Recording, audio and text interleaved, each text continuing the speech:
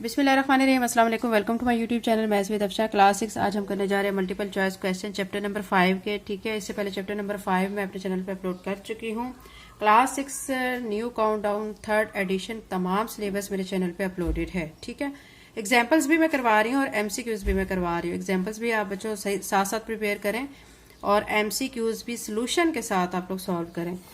अब हम multiple choice question chapter number 5 के करने जा रहे हैं। इसमें फर्स्ट पे कहा गया for a chocolate milkshake blend 1 cup whole milk and 2 cup chocolate ice cream, select the correct statement. वो कह रहे हैं चॉकलेट मिल्क शेक बनाना है। ठीक है, उसके लिए आपने क्या करना है, 1 कप होल मिल्क और 2 कप चॉकलेट आइसक्रीम जो है वो उसमें ब्लेंड करने हैं। ठीक है, तो अब इसके लिए स्टेटमेंट कौन सी करेक्ट होगी, आपको यहाँ पे 4 ऑप्शन दिए गए हैं। देखिए, फर्स्ट पे हमें दिया गया आइसक्रीम और मिल्क का, फिर इसमें मिल्क और आइसक्रीम का। ये वाले तो हो ही नहीं सकती क्योंकि मिल्क का 1 कप कहा गया, आइसक्रीम के यानी चॉकलेट आइसक्रीम के 2 कप कहे गए हैं।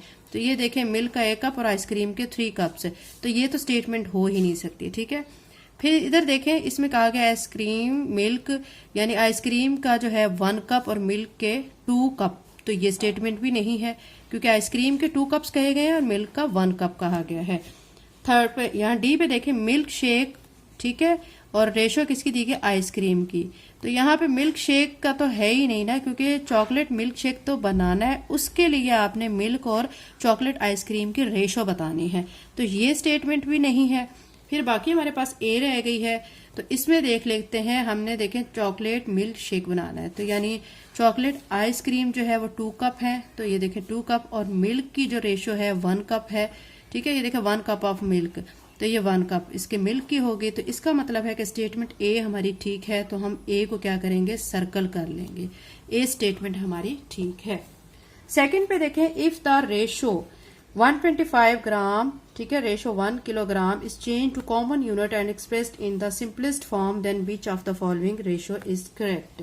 वो कह रहे हैं अगर 125 ग्राम है, ठीक है, और 1 kg है, तो इसको अगर चेंज किया जाता है कॉमन यूनिट में, एक जैसे यूनिट में इनको कन्वर्ट कर लिया जाता है, तो फिर इसकी सिंपलेस्ट रेशो कौन सी होगी। तो हम इसको चेंज करके देख लेते हैं। हमें क्या दिया गया, 125 ग्राम और रेशो क्या दिया गया, 1 kg। अब kg को भी हम ग्राम में कन्वर्ट करते हैं क्योंकि एक हमारा ग्राम में टर्म है, तो हम दूसरी को भी ग्राम में लाएंगे। तो उसके लिए हम 1 को क्या करेंगे, 1000 से मल्टीप्लाई करेंगे, तो क्या आ जाएगी, 1000 ग्राम आ जाएगी। अब आप देखें बच्चों कि ये ग्राम ये भी है, ये भी है। ठीक है, अब हमने क्या करना है, इनकी कटिंग करनी है। 5 के टेबल पे कटिंग करके देख लेते हैं। 5 के टेबल पे हम जब इसकी कटिंग करेंगे, 5 2 10, यहाँ से 2 बचा, इसके सामने लगा 25 बना, 5 5 25। यहाँ पे करेंगे 5 2 10 0 0। अब फिर 5 पे करेंगे 5 5 25, यहाँ पे करेंगे 5 4 20 0। अब फिर 5 पे करेंगे 5 1 5 5 8 40। तो रेशो हमारे पास 1:8 आ रही है। अब हम देखते हैं कि हमारे जो ऑप्शन है उनमें कहाँ पे ये वाला हमारा जो ऑप्शन है मैच कर रहा है। देखें, ए पे दिए गए 1:8, बी पे 8:1, सी पे 25:200, डी पे 5:40। हमने अभी सॉल्व किया है, सॉल्व करने के बाद देखा है कि हमारा जो आंसर है 1:8 आ रहा है, तो वो ए पे है। ठीक है, ए पे गिवन है, तो हम ए को फिर सर्कल कर लेते हैं। ठीक है, थर्ड पे देखें, थर्ड पे आपको कहा जा रहा है कि in a zoo there are 4 lions and 2 tigers. एक जू है जिसमें 4 लायंस हैं एंड 2 टाइगर्स हैं। ठीक है, तो ratio of lions to tiger ये आपने क्या करनी है, बतानी है। तो हम पहले क्या करेंगे, हम लिख लेंगे, यहाँ पे इसको सॉल्व करते हैं। लायंस की रेशियो हमने टाइगर्स के साथ करनी है। ठीक है, कंपेयर। तो लायंस कितने हैं, 4, टाइगर्स कितने हैं, 2। अब हमने क्या करना है, कटिंग करनी है। 2 1 2, 2 2 4, तो कितनी रेशो आ गई है, 2:1 आ गई है, लाइन रेशो टू टाइगर। तो अब हम देखते हैं कि ये वाला आंसर कहाँ पे है। अब यहाँ पे देखें, थर्ड में हमें जो ऑप्शन दिए गए हैं उसमें ए पे दिया गया है 4:6, बी पे दिया गया 2:1, सी पे दिया गया 2:4, डी पे दिया गया 1:2। तो हमने 2:1 अभी फाइंड किया है, तो इसका मतलब है कि हमारा जो है बी वाला ऑप्शन ठीक है, तो हम इसको फिर सर्कल कर लेते हैं। अब 4 पे देखें, 4 पे आपको कहा गया है 24 36 48 is in its simplest form will be, यानी इनको आपने सिंपलेस्ट फॉर्म में कन्वर्ट करना है और फिर आपने बताना है कि क्या आंसर आ रहा है। तो मैं क्या करूंगी, इनको पहले लिख के फिर इनकी कटिंग करूंगी सेम टेबल्स पे। आप देख सकते हैं कि यहाँ पे मैंने ये लिख लिया 24:36:48। अब इसको हम 2 के टेबल में कट करते हैं। 2 1 जार 2, 2 2 जार 4, यहाँ पे 2 1 जार 2, यहाँ से एक बचा इसके सामने लगा 16, 2 8 जार 16, ठीक है। 2 2 जार 4, 2 4 जार 8।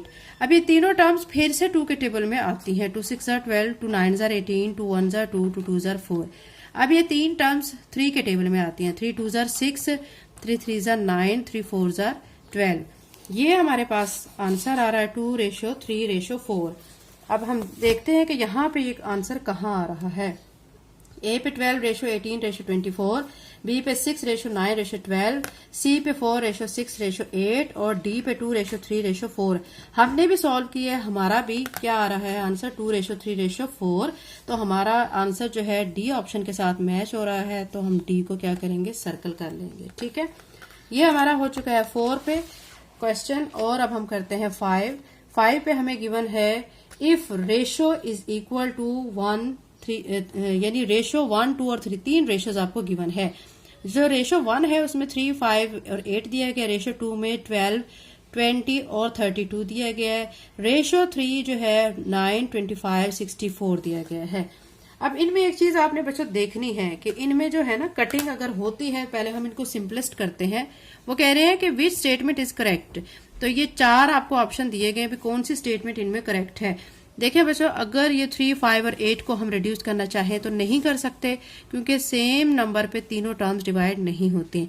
ये हम 12 20 और 32 इसको हम कर सकते हैं, क्योंकि ये तीनों जो है सेम जो है नंबर पे डिवाइड होती हैं। अब ये 2 के टेबल में डिवाइड हो जाती हैं। देखें 2 6 जार 12, 2 10 जार 20, 2 1 जार 2, 2 6 जार 12, ठीक है। फिर मजीद कटिंग करेंगे। 2 3 जार 6, 2 5 जार 10, 2 8 जार 16। तो यानी बी जो रेशो नंबर 2 है ना, उसको सॉल्व करके क्या आ रहा है 3:5:8। अब वो कह रहे हैं बताएं कि कौन सी इसमें से स्टेटमेंट करेक्ट है। यानी रेशो 1 रेशो 3 के इक्वल है, ये रेशो 1 है, ये रेशो 3 है, दोनों इक्वल कैसे हो सकती हैं। वो 3 5 8 है, ये 9 25 64 है। तो हमारा जो ए पे है वो तो है ही नहीं, ठीक है। बी पे देखें कि रेशो 1 रेशो 2 के इक्वल है और वो रेशो 2 रेशो 3 के इक्वल है। ये भी स्टेटमेंट क्या हो गई, रॉन्ग हो गई है, क्योंकि हमने अभी सॉल्व किया है ना, ठीक है। अब इसमें हम मजीद अब देख सकते हैं कि यहाँ पे सी पे रेशो 3 कहा गया है रेशो 2 के इक्वल।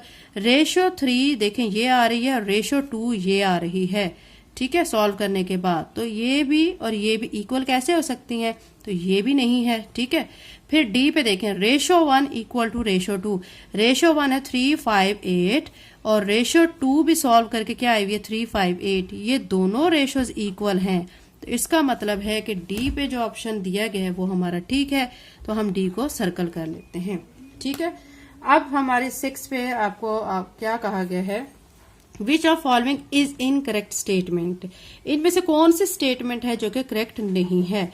यानी देखिए more people will consume more food, ज्यादा लोग होंगे तो वो ज्यादा खाना यूज करेंगे, तो ये तो ठीक है ना। वो आपने इनमें से ना बतानी है कौन सी स्टेटमेंट सही नहीं है। तो ये वाली तो ठीक है, तो इसको तो नहीं, हमने जो गलत स्टेटमेंट है उसको ढूंढना है कि कौन सी स्टेटमेंट गलत है। सेकंड पे है less number of object will cost more, यानी कम जो है चीजें अगर आप खरीदते हैं तो उनकी कीमत आपको ज्यादा अदा करनी पड़ती है, तो ये स्टेटमेंट गलत हो गई है। थर्ड पे पहले देख लेते हैं मोर working hours more work will be done, यानी ज्यादा घंटों में ज्यादा काम होता है, तो ये भी स्टेटमेंट ठीक है। ये वाली भी ठीक है। Higher speed will cover more distance, जितनी ज्यादा हम स्पीड करेंगे हम ज्यादा डिस्टेंस कवर करेंगे, ये भी ठीक है। लेकिन ये स्टेटमेंट ये गलत कह रहे हैं। क्यों कह रहे हैं गलत, देखें लार्ज लेस नंबर ऑफ, अगर थोड़ी चीजें लेंगे तो हम कैसे उसके ज्यादा पैसे पे करेंगे, ठीक है। यानी अगर एक चीज आ रही है, देखें एक चीज अगर 10 रुपए की है तो हम अगर 2 चीजें लेंगे तो फिर हम उसकी डबल कीमत देंगे ना, ज्यादा पैसे देंगे। वो ये कह रहे हैं कि कम चीजें की जो मतलब less number of object, come number होंगे चीजों के तो उनकी अमाउंट ज्यादा अदा करनी पड़ेगी, उनकी कीमत ज्यादा होगी, तो ये गलत है। तो हमने ढूंढनी थी इनमें से ऐसी स्टेटमेंट जो कि इनकरेक्ट है, तो बी वाली इनकरेक्ट है, तो हम बी को फिर सर्कल कर लेते हैं, ठीक है। अब 7 पे देखें, 7 पे आपको कहा गया है if a cost of 5 books is 725, अगर यानी 5 किताबें उनकी कीमत 725 रुपए है, then the cost of 9 books, तो 9 किताबों की कीमत क्या होगी। पहले तो हम क्या करेंगे बच्चों कि एक किताब की कीमत पहले निकाल लेंगे, ठीक है। तो यहां पे मैं आपको सॉल्व करके दिखा देती हूँ। कॉस्ट ऑफ 5 बुक्स, 5 बुक्स की कॉस्ट कितनी दी गई है आप क्वेश्चन में इधर से देख सकते हैं 725, तो यहाँ पे 725 कॉस्ट ऑफ 1 बुक, पहले हम 1 बुक की कॉस्ट निकाल लेते हैं। तो क्या करेंगे 725 को 5 पे डिवाइड कर देंगे। 725 को 5 पे जब डिवाइड करेंगे ना, देखिए 5 1 जार 5, ठीक है, यहां से 2 बचा, इसके सामने लगा 22 बना, 5 4 जार 20, 2 फिर से बचा, इसके सामने लगा 25 बना, 5 5 जार 25, यानी एक किताब की कीमत 145 रुपए है, ठीक है। तो अब हमने फाइंड करनी है कि 9 किताबों की कीमत, कॉस्ट ऑफ 9 बुक्स, ये हमने फाइंड करनी है। अब हम क्या करेंगे, एक की आ रही है 145, तो हम 145 को 9 के साथ ज़रब दे देंगे। तो अब 145 को यहाँ पे लिखेंगे, ठीक है, और 9 से मल्टीप्लाई करेंगे। 9 5 जार 45, 4 यहाँ 9 4 जार 36 और 4 ऐड करेंगे तो कितना आ जाएगा 40, 4 यहाँ ऊपर आ जाएगा, 9 1 जार 9 और 4 ऐड करेंगे 13 हो जाएगा। यानी 9 किताबों की कीमत कितनी आ रही, 1350 रुपए। देखते हैं कि हमारा जो आंसर है गिवन ऑप्शन में किसके साथ मैच हो रहा है। ए पे दिया गया 6525, बी पे दिया गया 3625, सी पे दिया गया 1305 और डी पे दिया गया 145। तो हमने जो सॉल्व किया है ना, सॉल्व करके 9 किताबों की जो कीमत है हमने 1305 निकाली है। तो सी ऑप्शन ठीक है क्योंकि हमारा आंसर सी के साथ मैच हो रहा है, तो हम सी को सर्कल कर लेंगे। इसके अलावा बच्चों चैप्टर नंबर 5 के बाद आगे का तमाम सिलेबस मैं पहले ही चैनल पे अपलोड कर चुकी हूँ, इसीलिए अगर आप मेरे चैनल पे नए हैं तो आपसे कहूंगी कि चैनल को सब्सक्राइब कर लें, वीडियो को लाइक करें, बेल नोटिफिकेशन भी ऑन कर लें ताकि आने वाली वीडियो का नोटिफिकेशन आपको फौरन मिल सके और आप इजी वे में मेथड सीख सकें। Thank you and Allah Hafiz.